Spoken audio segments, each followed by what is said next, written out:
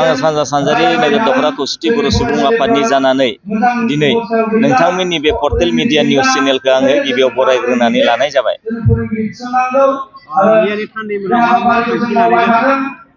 मैयानि थान्दै मेलाव जोङो गासै रायजो राजाजों लोगोसे जोंनि थान्दै बिथांमोननि गेजेरजों जोङो मोनसे थांखि लानाय जायोदि जिहेथु जोंनि जिहेतु खौसेथि बर' सुबुं आफादनि मावनां हाबा दिनै जोंनि खौसेथि बर' सुबुं आफादनि गुबै मावनां हाबा होनोबा दिनै जोंहा गिबि दाबि हिसाबै जोंनि जिहेतु BKWC दासिमबो आबुं महर मोनाखै।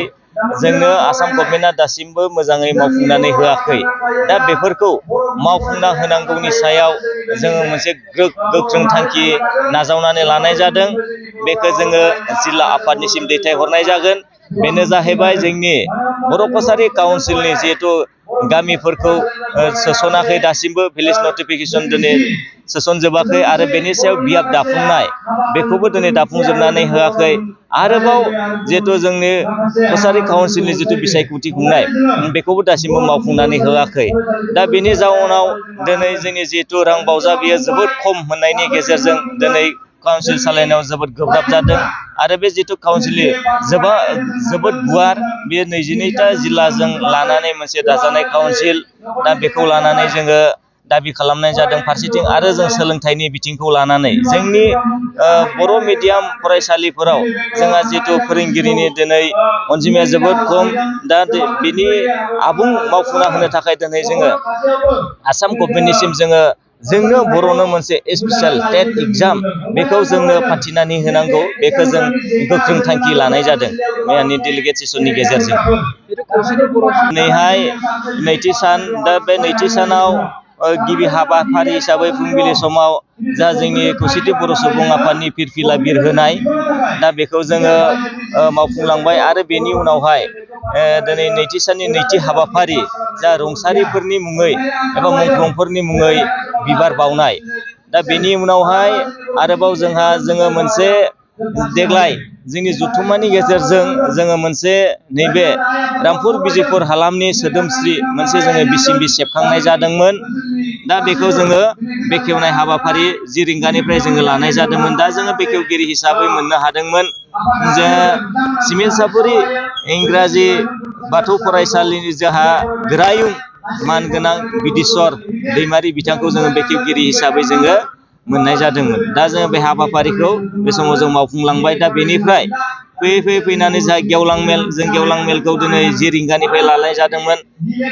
दा बे गेवलां मेलाव जोङो बेखेवगिरि हिसाबै जोङो धेमाजि जिल्ला खौसेथि बर' सुबुं आफादनि मानगोनां आफादगिरि राथिराम बसुमतारी, आरोबाव जा गाहाय आलासि हिसाबै मिरु खौसेथि बर' सुबुं आफादनि मनरन्जन बसुमतारी सार, आरोबाव जर'खा गाहाय आलासि हिसाबै जा जोंनि काउन्सिलनि एबा BKWCनि गाहाय मावफुं सोद्रोमा मिहिनसर बसुमतारी सार, आरोबाव बेजों लोगोसे जोङो थांखि जानाय बुंथिगिरि हिसाबै जा धेमाजि जिल्ला दुलाराय बर' फरायसा आफादनि जा हिरण्य स्वर्गियारि बिथां, आरोबाव जा जनाय जिल्ला बर' साहित्य आफादनि जोंहा दिलीप बसुमतारी बिथांमोनखौ जोङो मैखोम आलासि महरै दिनैनि मेलाव जोङो लेंनाय जादोंमोन। दा बे दिनैनि गेवलां मेलाव जोंहा नैबे 7टा बा 7 गं गामिनि रायजो राजाफोरजों लोगोसे आरोबाव गासै जोंहा 37 खोन्दो आफादनि गासै मावथि सोद्रोमा बिथांमोना दिनै बाहागो लाफैनानै दिनैनि मेलखौ गाजा गोमजा एबा मेहेरगोनाङै जोंनि मेल खुंनायाव हेफाजाब होफैयो बा मदद होफैयो। जोङो फैबाय थानाय समाव जोङो खौसेथि बर' सुबुं आफादनि जिहेतु मिरुनि जोङो कनस्टिटिउसन एबा संबिजिर बायदियैहाय जोङो बिथोन बायदियै दिनै जोङो गामि गामि जिहेतु दख'रानि सिङाव मोनसे गामि खोन्दो आफाद जोङो दानानै लानाय जादों। दा बेनो जाहैबाय जोंहा दिनै माखासे जेंना जेंसि बुंनो थाङोब्ला जोङो दिनै गामि ओनसोलाव गोबां फिसा फिसा जोंहा जेंना जेंसि सोमजियो। नाथाय बैफोर जेंना जेंसिफोरखौ दिनै जोङो दख'रा लेभेलाव जों मिन्थिस्लाब हाया बा जोंनो फोरमायहरस्लाबा बिथांमोना। दा बेखौ माखासे सुस्रांनो थाखाय जोङो गोख्रोङै मोनसे जोंनि दख'रानि सिङावहाय मोनसे जों गामि खोन्दो आफाद दानानै होनाय जादों। दा बेनो जाहैबाय जा जोंनि दा बावै जिथु सोलिबाय थानाय जोंनि लाइमोन सेंग्रा सिख्लाफोरा फरायनायनि फारसे बा सोलोंथाइनि फारसे जोबोद उइक जालांदों। बेनो जाहैबाय जौ जुवा ड्राग्सनि गेजेरजों जोबोद जोङो गोदोफबनायखौ नुनो मोननाय जादों। दा फुजा मेला बायदिसिनायाव जौ जुवाजों गफबना थायो, बेयाव बायदिसिना जाथाय जानानै दिनै जोंनि बर' लाइमोनफोरा जोबोद खहा फारसे आगान सुरलांगासिनो दङ। दा बैफोरखौ जोङो दखरा हिसाबै माखासे जों मोनस्लाबजोबि बा नुस्लाबजोबिखौ जोङो जोंनि समाज फोसाबनायाव गोरलै जानायनि थाखाय जोङो बै गामि खोन्दो आफादखौ जोङो दानानै लानाय जादों। दा बेनि सायाव आं बेखौनो बुंनो सानोदि आङो थांनाय बोथोराव आङो बारा गोबाव सालायनो मोनखायाखैमोन। मानो होनबा बे थांनाय 2023 मायथाइ आरो 2025 मायथाइनि गेजेराव जा साथाम जिहेथु आफादगिरि जालांदोंमोन, आं बेनि गेजेराव आङो आफादगिरि हिसाबै 2 दानखौ आङो सलायनो मोनदोंमोन। मैयानि थार्ड मिटिं जोंनि जुथुमासिम गाहायनि नेहाथारि बिथाङा फुलैनो दङ।